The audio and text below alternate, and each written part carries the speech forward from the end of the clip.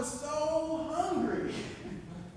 I just went to the refrigerator eating everything I could find. Lo and behold, I kind of told some friends at church, hey, there are these guys at school that I was hanging with, and they had this, they had marijuana. They were smoking weed. And my friends at church had two different reactions. Total group of friends from church, two different reactions from some of those friends. Now, some of those church friends said, Ted, that stuff is going to drive a wedge between you and your family, between you and God, between you and your schoolwork, between you and your brain. It's going to hurt you. Leave the marijuana alone. It's going to hurt you. Interestingly enough, within that same group of church friends, a different reaction, and it was this. Ted, can we get some of that? You see, this word about tolerating influences, and Nathan's going to go back to that screen that says tolerating influences. There we go. He's going to stay there with me for just a minute. No church is perfect. No person is perfect. What we're learning from this church in Thyatira is there's sometimes when there are things that are inconsistent with our faith that are harmful to us, inconsistent with our faith that are harmful to our marriages, harmful to our relationships, harmful to our congregations. And we have to do something about those things. We have to deal with those things. And I said it last week, and I just want to do a little continuation of it this week. Those influences, especially influences that mess with us, that mess with our family, that mess with our faith. I understood that the stuff those guys were doing was not only harmful to my faith, was harmful to my family, was harmful to my life. I understand and understood how some folks didn't want to get involved when that stuff was going on. I understand how some folks didn't want to really see what was going on. I understand how some of the youth of the church said, can we get some of that? Now, how horrible would it have been if the church had tolerated my bringing that stuff into the congregation? Remember the complaint against Thyatira. You're allowing the influence and you're tolerating these things in your church. I want to be clear about this because I just see this as such an important responsibility, especially that parents have to their children. I said it this way last week. Parents, you have the responsibility to get in your kids' business. You have the responsibility to be their parent first and their friend second or later. You don't have the responsibility to be their friend immediately, especially as they're growing up, especially when they think they're grown and they really don't understand what grown is. You have the responsibility to be consistent with the faith, just as the kids have the responsibility to be consistent in saying, but Mom or Dad, what you just told us isn't consistent. What is it we're supposed to do? What you're telling, let me just not put it on you, but let me just do the confession. And again, remember, Helen and Teresa have given me permission to tell positive stories that will teach you. At some point in our household, we decided, Helen and Teresa decided that they wanted a dog. They decided we should have a pet. It seemed to me that it was optional. I could live without or without one, but they wanted one. They started searching and talking to the rescue agencies and all that kind of thing. So they talked to one particular rescue agency that had two rules. The one rule was that they would come and they would do a house visit and they would check you out, and in that house visit they would let the animal run around your house freely to see how you responded. And I said, I don't think so. That's not going to happen.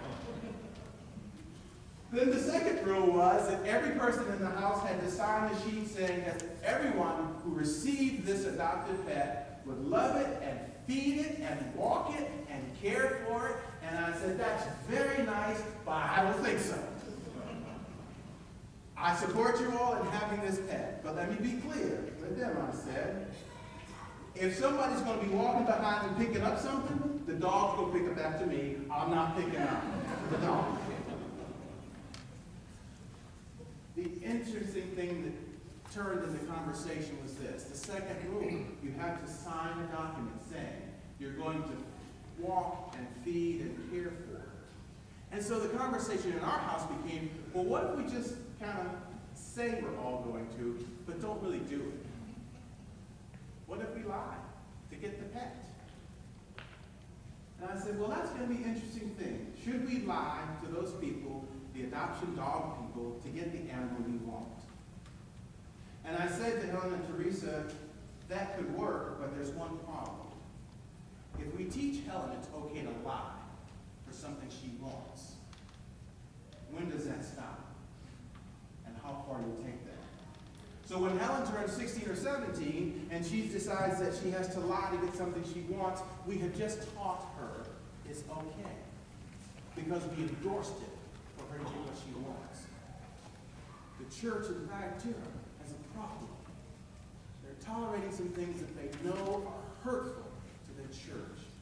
Those things that are hurtful to their church are also hurtful to the families in their church, are also hurtful to the relationships in their church. They're not living out fully their responsibilities to one another. These things, folks, we learn from these churches and we take them seriously. We understand. No church is great or bad. It's just they get challenges. This church is receiving challenges, especially on the patience and patient endurance side, because they're going through some suffering. And what is written to them is, in the midst of you going through this suffering, be patient and endure and hold on. What this church is told is that you'll be going through these things where we continue to encourage you to do great loving, to love each other in Christian love as you've done. I see that in the church, and I see it in our households. I got to tell you, folks, I grew up in a household where we almost never said to one another, I love you. When I grew up, that just wasn't said often in my house. And I understood and I understand how in a Christian household, if we're based in love, shouldn't that phrase be said one to another? I understand. And I understood. There's just some things we want to be careful about, and we just can't tolerate. We can't tolerate some things, and let me be clear again and just give you concrete examples. We've had these discussions in my house about what we'll tolerate and what we won't tolerate. We're very clear, and Helen's been taught from the time she was a child, Helen, when you say no, it means no. And when you tell a boy who has his own ideas no, it means no. When you tell him to keep his hands to himself, it means no. And if he can't understand that, he's got to go.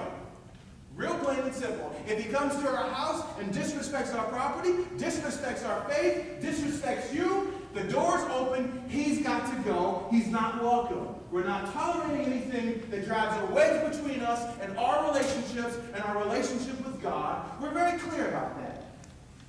And as you grow older and as you move out into your own space, you'll be at those places where you'll be at a crossroads. And maybe your Jezebel will be like mine, where somebody pulls out a little bag and it's got illegal stuff in it. Maybe your Jezebel will be a guy who's been taught that no doesn't mean no. It means just keep pushing.